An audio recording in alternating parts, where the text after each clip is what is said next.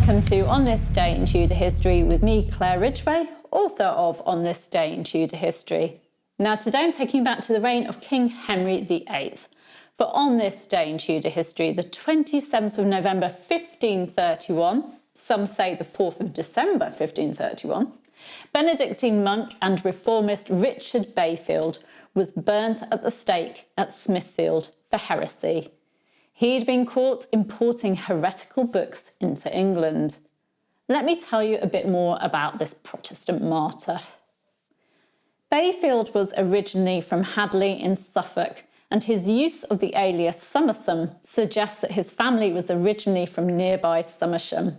He was ordained as a priest in 1518 at Bury St Edmunds Abbey and became a chamberlain of the abbey. His role as chamberlain meant that Bayfield was in charge of organising lodgings for visitors, and this was how he met reformer Robert Barnes, who was visiting the abbey. The two men became good friends.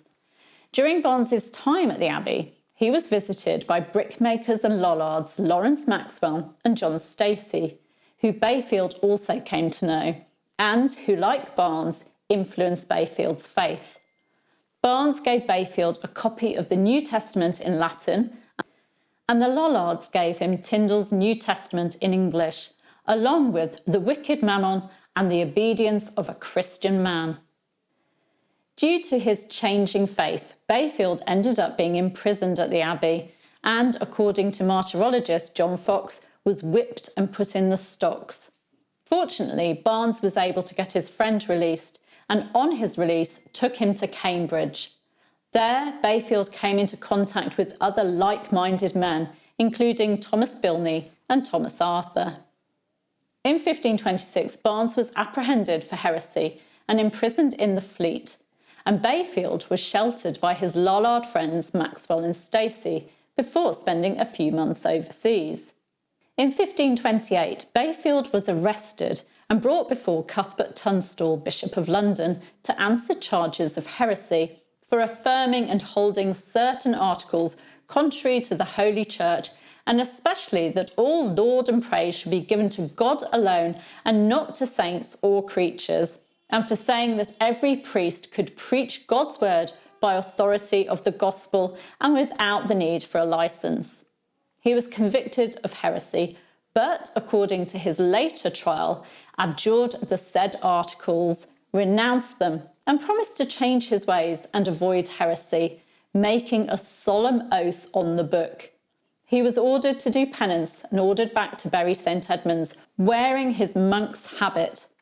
Bayfield refused to wear his habit, but did return to Bury temporarily, before fleeing into exile in the Low Countries, avoiding completing his penance. There he began supplying England with books relating to the Reformed faith, including works by Luther and Zwingli. He sent 2 consignments in 1530 and another in 1531. Unfortunately for Bayfield, his second and third consignments were intercepted by Sir Thomas More, Henry VIII's Lord Chancellor, a staunch Catholic. In late 1531, Bayfield was arrested in London while visiting a bookbinder. John Fox writes of how he was betrayed and followed to the bookbinder. He was imprisoned first in Lollard's Tower at Lambeth and then in the Coal House prison. Fox describes how he was tied both by the neck, middle and legs, standing upright by the walls divers times manacled, in the hope that he'd share the names of other people involved in importing heretical works. But he would not. He was interrogated by More. On the 10th of November 1531 at St Paul's, Bayfield was tried by John Stokesley, who'd become Bishop of London the previous year, for his relapse of heresy. Bayfield's trial lasted several days, but it was found that Bayfield had abjured certain errors and heresies and damnable opinions, and that he'd brought in diverse and sundry times many books of the said Martin Luther and his adherents and complices, and of other heretics. The court deprived him of his ecclesiastical office and pronounced him a relapsed heretic due to him going back on his promises to Bishop Tunstall.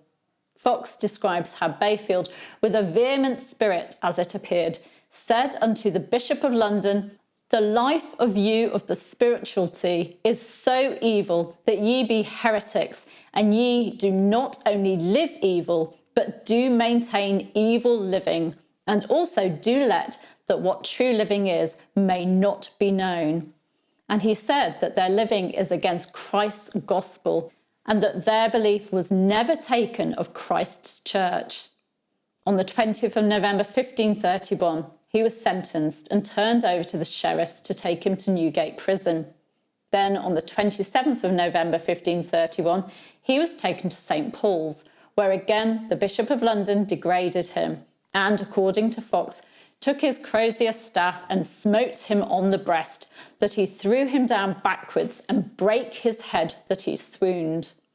When Bayfield came round, he thanked God that he was delivered from the malignant church of Antichrist, and that he was come into the true sincere church of Jesus Christ, militant here in earth. Bayfield was led back to Newgate, where he spent an hour in prayer before being taken to the stake at Smithfield. Fox writes that Bayfield went to the fire in his apparel manfully and joyfully, and there, for lack of a speedy fire, was 3/4 of an hour alive. And when the left arm was on fire and burnt, he rubbed it with his right hand, and it fell from his body. And he continued in prayer to the end without moving. Fox goes on to say that Sir Thomas More set about maligning Bayfield's memory by claiming that he was a bigamist, having a wife in England and another in Brabant, but there's no evidence to support More's story. Tomorrow, I'll be talking about an ambassador who drowned while carrying gold for Mary, Queen of Scots. Who was he? What was he doing? Where was the gold from? And what happened to the gold? Do make sure you're subscribed. Click just around about there. And that you've hit the bell so you don't miss finding out. Also on this day in Tudor history, the 27th of November 1582, 18-year-old William Shakespeare, the famous playwright and a man known as the Bard, married 26-year-old Anne Hathaway at Temple Grafton near Stratford-upon-Avon in Warwickshire.